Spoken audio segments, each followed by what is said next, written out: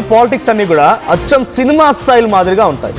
అవి వండర్స్ అయినా, వార్నింగ్స్ అయినా, ఫైట్స్ అయినా, ఫన్ అయినా, స్పీచెస్ అయినా, స్పిరిచువల్స్ అయినా, ఎగ్జాంపుల్స్ అయినా, ఎలివేషన్స్ అయినా అచ్చం ఎవరి స్క్రీన్ ప్లే వాళ్ళకే ఉంటుంది, ఎవరి డైరెక్షన్స్ వాళ్ళకే ఉంటాయి, ఎవరి డైలాగ్స్ వాళ్ళకే ఉంటాయి. సో పక్కాగా సినిమా స్టైల్లో జరుగుతూ ఉంటాయి ఏపీ పాలిటిక్స్లో దాదాపుగా. సో ఇప్పుడు నారా లోకేష్ అదే మాదిరిగా మరోసారి జగన్కు చాలా స్ట్రాంగ్ వార్నింగ్ ఇచ్చారు. రెడ్ బుక్లో ఇంకా 3 పేజీలు మాత్రమే పూర్తయ్యాయి, ఇంకా చాలా ఉన్నాయి, బయటికి తీస్తామన్నారు నారా లోకేష్. ఎవరిని వదిలిపెట్టే ప్రసక్తే లేదని వార్నింగ్ ఇచ్చారు. ఎవరికి ఎప్పుడు ముహూర్తం పెట్టాలో మాకు తెలుసు అన్నారు నారా లోకేష్. చంద్రబాబును జైల్లో పెట్టి ఏం పీకావని కూడా ఆయన మాట్లాడడం జరిగింది. నువ్వు అరెస్ట్ చేస్తే మేము భయపడాలా? నీకంటే ముందు చాలామంది మాట్లాడారు, వాళ్ళ పరిస్థితి ఏంటో ఆలోచించుకో అని సైకో జగన్ అంటూ కూడా సంబోధిస్తూ నారా లోకేష్ మాట్లాడడం ఇప్పుడు సంచలనంగా మారింది. సో నారా లోకేష్ చాలా వార్నింగ్ ఇచ్చారు. అందుకే నేను చెప్పాను సినిమా స్టైల్లో జరుగుతాయని అని.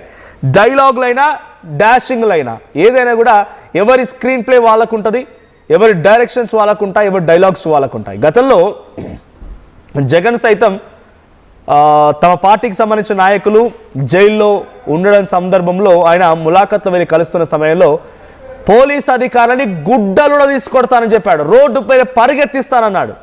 7 సముద్రాలు దాటినా తప్పించుకోలేని వార్నింగ్ ఇస్తూ మీరు కాదు రప్పారప్ప మేము కూడా వేస్తామని చెప్పి నారా లోకేష్ అంటూ ఉన్నారు.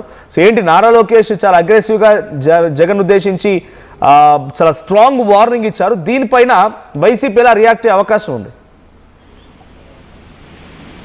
మనోజ్, ఏదైతే మంత్రి ఎవరైతే ఉన్నారో మంత్రి విద్యాశాఖ మంత్రి అలాగే టీడీపీ జాతీయ ప్రధాన కార్యదర్శి నారా లోకేష్ అయితే నిన్న రాజమండ్రిలో పర్యటించారు. పర్యటనలో అయితే ఆయన కూటమి ప్రభుత్వం ఏర్పడిన తర్వాత ఆయన మంత్రిగా బాధ్యతలు చేపట్టిన తర్వాత మొట్టమొదటిసారిగా రాజమహేంద్రవరం అయితే రావడం జరిగింది. వచ్చిన నేపథ్యంలోనే ఆయన ఈ యొక్క ఏదైతే ఆర్ట్స్ కాలేజీలో పలు అభివృద్ధి కార్యక్రమాలు భవనాలు ప్రారంభించారు. అలాగే విద్యార్థులతో ముఖాముఖి అనంతరం కూడా నన్న యూనివర్సిటీ కూడా చేరుకుని అనంతరం మధ్యాహ్నం కూడా కార్యకర్తలతో అలాగే ముఖ్యమైనటువంటి కార్యకర్తలు సమీక్ష సమావేశం నిర్వహించి ఇటువంటి ఘాటైన వ్యాఖ్యలు అయితే చేశారని చెప్పాలి.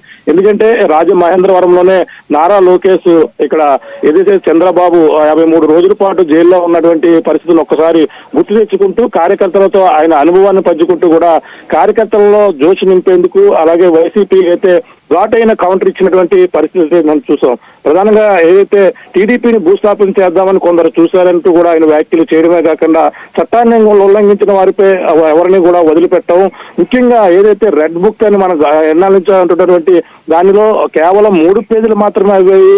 ఇంకా ఒక్కొక్క పేజీ కూడా తీస్తే వాళ్ళందరికీ కూడా త్వరలోనే ఏదైతే చట్టాన్ని ఉల్లంఘించి ఎటువంటి చర్యలకు పాల్పడిన వారిపై త్వరలోనే చర్యలు తీసుకుంటా అంటూ కూడా ఆయన ఘాటైన వ్యాఖ్యలు ఇచ్చారు. ఇప్పుడు అలాగే చంద్రబాబు నాయుడిని 53 రోజుల పాటు జైల్లో పెట్టి మీరు ఏం పీకారంటూ కూడా ఆయన చేసినటువంటి వ్యాఖ్యలు అంతా కూడా దుమారాన్ని రేపాయని చెప్పాలి. ఎందుకంటే ఒక పక్కన వైసీపీ ఈ ఘాటైన వ్యాఖ్యలపై మండిపడుతున్నటువంటి పరిస్థితి అయితే కనపడుతుందని చెప్పాలి. ఎందుకంటే 3 పేజీలు మాత్రమే అవి, ఇంకా ఎవరిని వదిలిపెట్టే ప్రసక్తే లేదంటూ కూడా ఆయన చేసి, అంతేకాకుండా ఎవరికి ఎప్పుడు ఎలా ముహూర్తం పెట్టాలో అంటూ చేసి వ్యాఖ్యలు చేయడంతో ఒక్కసారిగా కార్యకర్తలు మరింత జోస్తో అందరినీ కూడా ఉత్సాహంతో నింపినప్పటికీ ఇక వ్యాఖ్యలు అయితే రాజకీయ వర్గాల్లో చర్చనీయాంశంగా మారిందని చెప్పాలి. అలాగే అప్పుడు 53 రోజుల పాటు రాజమండ్రిలో ఉండడం, మమ్మల్ని వైసీపీ ఎన్ని ఇబ్బందులు పెట్టింది, అప్పుడు వైసీపీ ప్రభుత్వంలో ఉండి ఎన్ని ఇబ్బందులు పెట్టారో అని కూడా ఆయన గుర్తు చేసుకుంటూ కూడా ఇటువంటి వ్యాఖ్యలు అయితే చేయడం జరిగింది. నువ్వు అరెస్ట్ చేస్తే మేము భయపడాలా అంటూ కూడా ఆయన చెప్పడం, ఈ విధంగా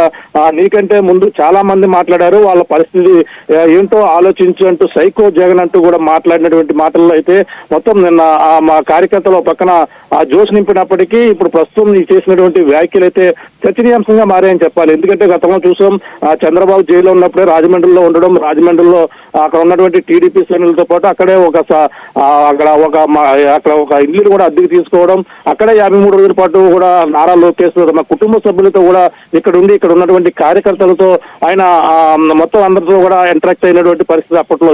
వాటిని గుర్తు చేసుకుంటున్న సందర్భంలోనే మొదటిసారిగా ఆయన గెలిచిన తర్వాత మొట్ట మీద వచ్చి మంత్రి బాధ్యతలు చేపట్టిన తర్వాత ఈ విధమైనటువంటి వ్యాఖ్యలు రాజమహేంద్రవరంలో అప్పుడు జరిగినటువంటి పరిస్థితులను ఒకసారి గుర్తు చేసుకుంటూ ఇటువంటి వ్యాఖ్యలు అయితే చేయడం అయితే జరిగింది మనోజ్ ఇప్పుడు చూడాలి మరి దీనిపై వైసీపీ అయితే దీనిని తీవ్రంగా వ్యతిరేకిస్తుంది.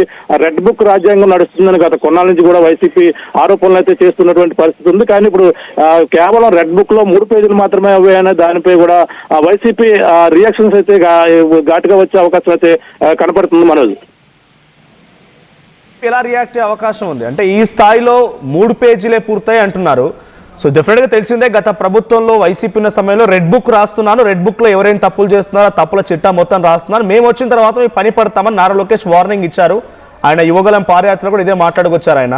సో ఇప్పటివరకు అరెస్ట్ అయినటువంటి వారి లిస్టులు చూస్తూ ఉంటే జోగి రమేష్, కాకాని, తర్వాత బోరుగడ్డ అనిల్ కానివ్వండి, ఇంకా చాలా మంది వైసీపీ నాయకులు, చాలా కీలకమైన నాయకులు కూడా ఉన్నారు. వీళ్ళందరూ కేవలం ఆ 3 పేజీలోనే ఉన్నారా? ఇంకా అసలు పేజీలు తీస్తే చాలా సెన్సేషనల్గా ఉండే అవకాశం ఉంటుందా?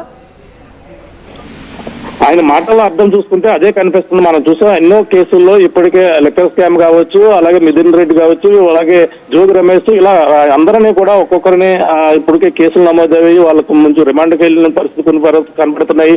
అలాగే మిథున్ రెడ్డి కూడా ఇటీవల రాజమండ్రి సెంట్రల్ జైల్లో కూడా కొన్ని రోజుల పాటు ఉన్నారు. ఇటువంటి పరిణామాలు చూస్తే ముఖ్యమైన అప్పుడు ఏదైతే కామెంట్ చేశారో 53 రోజుల పాటు చంద్రబాబు జైల్లో ఉన్నప్పుడే ఇటువంటి వ్యాఖ్యలు చేయడం, ఇటువంటి వారిపై ప్రతి ఒక్కరిపై కూడా రివెంజ్ తీసుకునే పనిలో ఉన్నారంటూ కూడా వైసీపీ సంబంధించిన వాళ్ళు అయితే దీనిపై మండిపడుతున్నారు. ప్రస్తుతం మరి వాళ్ళు చేసినటువంటి కామెంట్స్కి అయితే ప్రధానంగా ఇంకా ఎవరెవరు ఉంటారు, అలాగే 3 పేజీలు మాత్రమే అనే దానిపై ఇంకా రెడ్ బుక్ రాజ్యాంగంలోనే ఇంకా నడుస్తుంది. ప్రజాస్వామ్యం ఏదైతే ఒక పక్కన పీపీపీ విధానం మీద ఒక పక్కన వైసీపీ ఉద్యమం చేపడుతుంది, దాన్ని కూడా ఆయన కూడా మాట్లాడుతూ పీపీపీ విధానాన్ని కూడా వాళ్ళకి అర్థం తెలియదంటూ కూడా ఘాటైనటువంటి వ్యాఖ్యలు చేయడమే కాకుండా ఈ యొక్క రెడ్ బుక్ రాజ్యాంగం మీద వైసీపీ ఘాటుగా రియాక్ట్ అయ్యే అవకాశం అయితే కనపడుతుంది. మరి లోకేష్ అప్పుడు జరిగినటువంటి సందర్భాలు గుర్తు చేసుకుంటూ అప్పుడు ఎవరైతే కామెంట్ చేశారో వాళ్ళు ప్రతి ఒక్కరు కూడా రివెంజ్ అదే తప్పు చేసిన వారిని ఎవరిని కూడా వదిలిపెట్టడం, చట్టాన్ని ఉల్లంఘించిన వారిపై చర్యలు తప్పవంటూ కూడా చట్టాన్ని ఉల్లంఘించారు కాబట్టి వాళ్ళపై చర్యలు తీసుకున్నాము. వాళ్ళు ఎవరైతే ఇప్పటి వరకు కూడా అరెస్ట్ అయినటువంటి వైసీపీ నాయకులు వాళ్ళకి సంబంధించిన ప్రతిదీ కూడా అక్రమాలకు పాల్పడ్డారు కాబట్టి వాళ్ళు చట్టాన్ని ఉల్లంఘించి చేశారు కాబట్టి ఇప్పుడు వాళ్ళు సంబంధించిన కేసులు అయితే నమోదయ్యాయి. ఇప్పుడు ఇంకా ఒక్కొక్కరు కూడా బయటకు వస్తారంటే ఇంకా ముఖ్యమైన వాళ్ళు మాజీ సీఎం జగన్మోహన్ రెడ్డితో పాటు అలాగే ఇంకా పక్కన మంత్రి రోజా, ఇలా వీళ్ళందరూ కూడా ఇంకొకరు కూడా ఉన్నారు. అంటే అప్పుడు ఏదైతే ఆయన అవమానకరంగా మాట్లాడిన వారు సభలో అవమానించారని కూడా గత కొనరా నుంచి కూడా, అలాగే తన తల్లిని కూడా ఈ విధంగా అవమానించారని కూడా నిన్న రాజమండ్రిలో విద్యార్థులతో ముఖాముఖి సమయంలో కూడా ఒక సందర్భాన్ని ఉద్దేశించి కూడా ఆయన అయితే మాట్లాడినటువంటి పరిస్థితి ఉంది. ఈ విధంగా క్రమశిక్షణతో ఉన్నటువంటి పార్టీ టీడీపీ, అటువంటి టీడీపీ పార్టీని భూస్థాపితం చేయాలని, చంద్రబాబు నాయుడిని అన్యాయంగా 53 రోజుల పాటు జైల్లో పెట్టారని, ఇటువంటి కక్షపూరితంగా చేశారు కాబట్టి వాళ్ళు తప్పు చేశారు, తప్పు చేసిన వారికి శిక్ష తప్పదు. 3 పేజీలు మాత్రమే ఇంకా బుక్ ఇంకా అవ్వలేదు, కంప్లీట్ కాలేదు.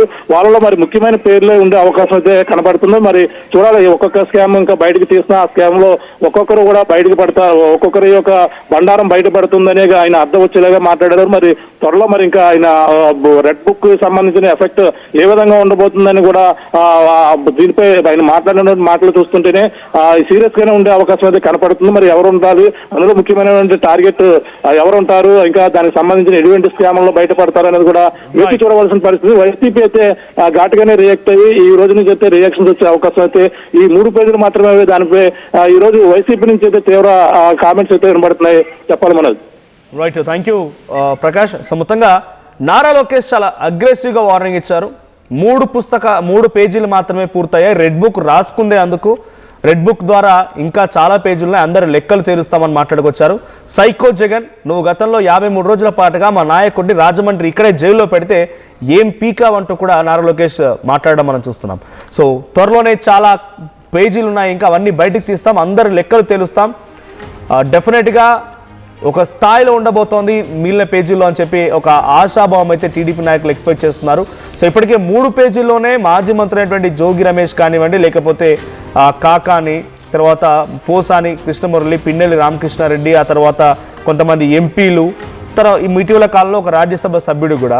సో అటు లిక్కర్కి సంబంధించిన విషయంలో లిక్కర్ స్కామ్లో పాల్పడ్డాడని చెప్పి పెద్దిరెడ్డి కుమారుని కూడా అరెస్ట్ చేయడం మనం చూసాం. సో అందరూ కూడా వరుసగా జైల్లోకి వెళ్ళడాలు, జైలుకి వెళ్ళి జగన్ పరామర్శించడాలు, వారి ములాఖాత్ నేడు పుట్టినరోజు జరుపుకుంటున్న వైసీపీ రాష్ట్ర అధికార ప్రతినిధి శ్రీ రాచమల్లు శివప్రసాద్ రెడ్డి గారికి మరియు రేపు జన్మదినం జరుపుకోబోయే మాజీ సీఎం జగన్మోహన్ రెడ్డి గారికి పుట్టినరోజు శుభాకాంక్షలు.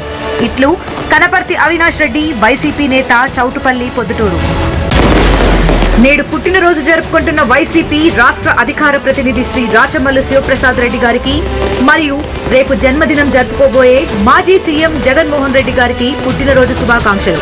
ఇట్లు ద్వార్సల గురునాథ్ రెడ్డి, వైసీపీ యువజన విభాగ అధ్యక్షుడు, పొద్దుటూరు.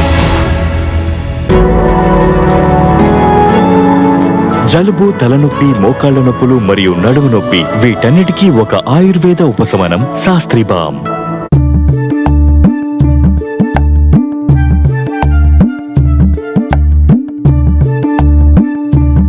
నైపుణ్యం ఎవరి సొత్తు? ఒకప్పుడు హైటెక్ సిటీ దగ్గర తక్కువ ధరలో ప్లాట్లు కొనుక్కుని బాగుపడ్డారు.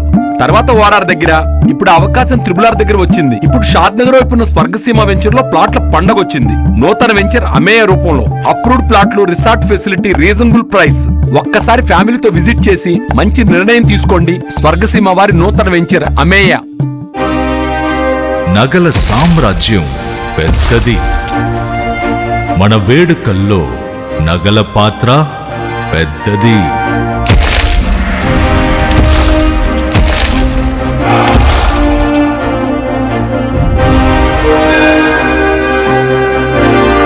నగల్లో మన సంప్రదాయం అది పెద్దది. అదే విధంగా నగలు కొనేటప్పుడు మీ సేవింగ్స్ కూడా ఇకపై పెద్దగా ఉంటుంది. బంగారు నగల చరిత్రలోనే లేని విధంగా అన్ని నగల తరుగును ముందు కన్నా ఇంకా తగ్గించాం. ఈ తక్కువ తరుగును చూస్తే వెంటనే నగలు కొనేస్తారు. డైమండ్ జ్యువెలరీ ధరలు కూడా పెద్ద లెవెల్లో తగ్గించాం. ఇకపై అందరూ డైమండ్ జ్యువెలరీ కొనుక్కోవచ్చు. ఏ ఆఫర్లోనూ పక్కదారి పట్టకండి. Compare compare compare. ఇక్కడికొచ్చి కంపేర్ చేస్తేనే తెలుస్తుంది మీకు ఎంత పెద్దగా డబ్బులు ఆదా అవుతుందో అని. డబ్బులు ఎవరికి ఊరికే రావు.